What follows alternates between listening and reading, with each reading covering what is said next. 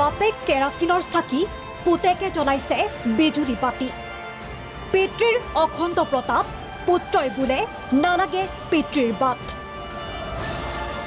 এইজনেই পুত্ৰধন শান্তনু চৌধুৰী পূৰ্ণ পৰিচয় পাছত দিম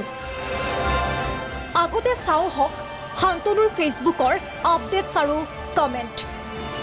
শান্তনুৰ মতে অসমত অৰ্থহীন আঞ্চলিকতাবাদ একমাত্ৰ বিজেপিয়েহে দিব হেনো পোহৰৰ বাট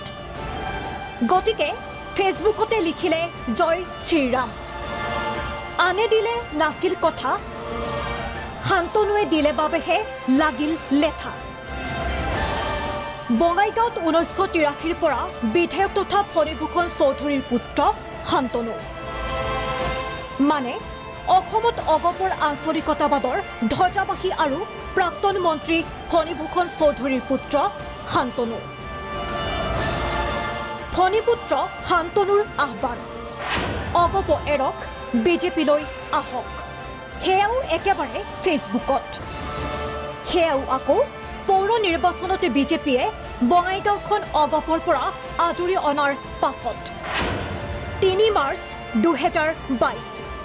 ফণীভূষণে গাইছিল আঞ্চলিকতাবাদৰ জয়গান মনোপৰিষদ দল বঙাইগাঁৱত জাষ্ট মই প্ৰতীক মোৰ লগত হাজাৰ হাজাৰ ৰাইজ আছে আৰু তাৰে আজি প্ৰতিফলন ইয়াত ঘটিছে কিন্তু 20 দিন পাছতেই অগপৰ আঞ্চলিকতাবাদৰ প্ৰতিভূ বোলাজনৰ ঘৰৰ পৰাই আহিল অগপৰ বিৰোধিতা ফণীভূষণ চৌধুৰী তথা অগপ নেতৃত্বৰ কথাবোৰ গমি পিটি চোৱাহে কথা বঙাইগাঁৱৰ পৰা চিত্তৰঞ্জন সিনহাৰ ৰিপৰ্ট প্ৰাগ নিউজ